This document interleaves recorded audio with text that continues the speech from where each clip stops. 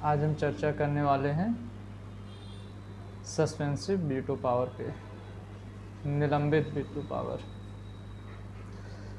Suspensive veto power क्या होता है? जब पार्लियामेंट के द्वारा यानी लोकसभा राज्यसभा के द्वारा कोई भी बिल पास हो जाता है, उसके बाद राष्ट्रपति के पास साइन करने के लिए आता है। तो राष्ट्रपति के पास साइन करने के लिए जब आता है तो राष्ट्रपति सस्पेंसिव वीटो पावर का यूज करके उसे पुनर्विचार के लिए दोबारा भेज सकती है। इसे पावर दिया गया है राष्ट्रपति को आर्टिकल 111 में कि वो पुनर्विचार के लिए उस बिल पे दोबारा लोकसभा राज्यसभा में भेज सकती है।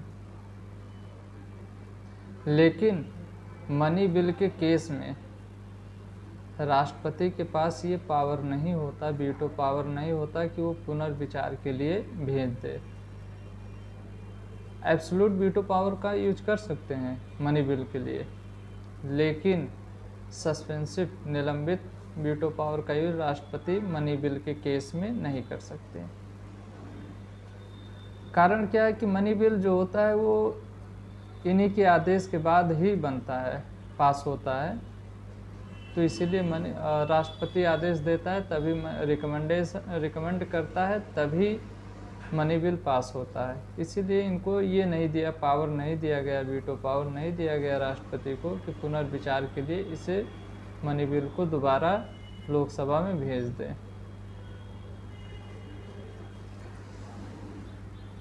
अब अगर कोई बिल हुआ, अगर उसमें पुनर्विचार के लिए भेजते हैं राष्ट्रपति, लेकिन उसमें लोकसभा यानी पार्लियामेंट कोई उसमें अमेंडमेंट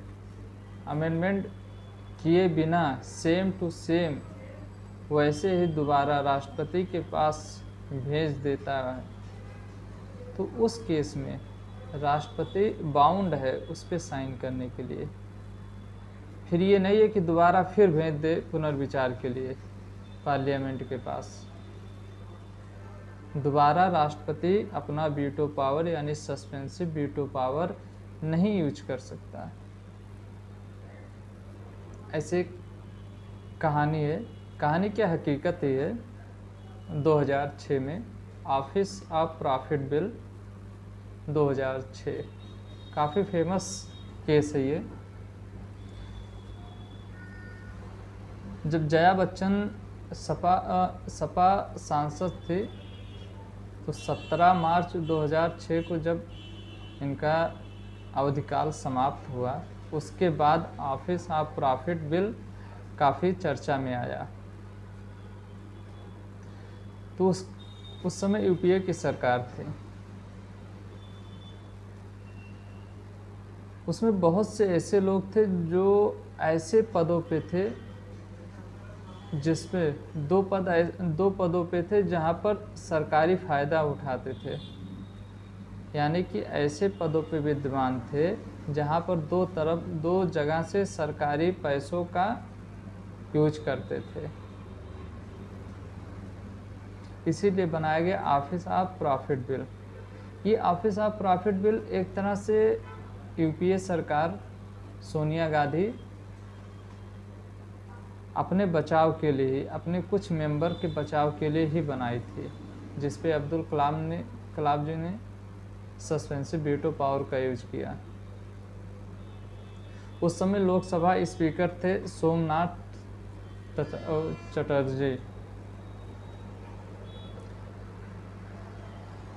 अब सोनिया गांधी जी ने 25 मई को office of profit bill 2006 parliament से पास करवाया।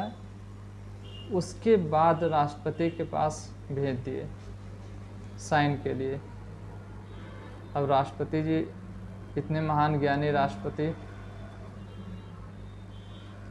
अब्दुल कलाम जी तुरंत ही सस्पेंसिव वीटो पावर यानी निलंबित वीटो पावर का यूज करके 30 मई को पुनर्विचार के लिए पार्लियामेंट में भेज दिया। जैसे ही पुनर्विचार के लिए पार्लियामेंट में अब्दुल कलाम जी ने ऑफिस ऑफ प्रॉफिट बिल को भेजा, वैसे ही पूरे कांग्रेस में तहलका मच गया।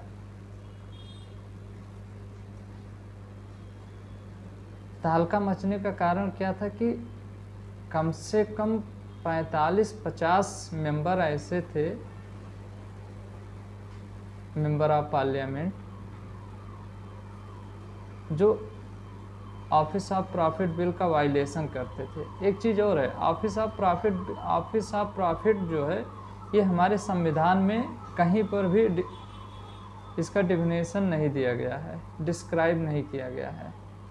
बस ये कहा गया है कि आप दो सरकारी पद पे एक साथ रह के उसका लाभ नहीं ले सकते, एक साथ 2 सरकारी पदों पे रह के उसका लाभ नहीं ले सकते।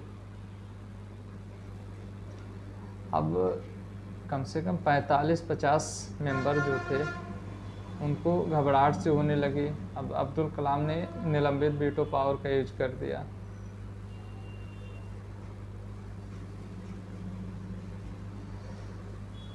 इसके बाद इसमें एक चीज़ और है, जो लोकसभा स्पीकर थे सोमनाथ जी, वो भी घबराए हुए थे। लेकिन अब होने को कौन टाल सकता है। दोबारा जब पुनर्विचार के लिए भेज दिए अब्दुल कलाम जी ने, लेकिन उसमें कोई भी संशोधन किए बिना सोनिया गांधी जी ने दोबारा 1 अगस्त को दोबारा इन्होंने 1 अगस्त को दोबारा अब्दुल कलाम जी के पास भेज दिया साइन करने के लिए, कोई भी उसमें संशोधन किए बिना। अब 17 अगस्त को,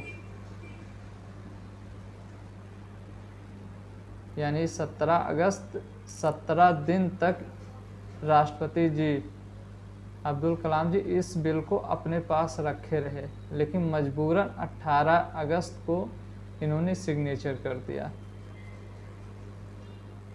राष्ट्रपति जी के अब्दुल कलाम जी के सेक्रेटरी थे नायर साहब। वो बाद में बताते हैं कि इस बिल को लेके राष्ट्रपति जी इतने परेशान थे, इतना ज़्यादा परेशान थे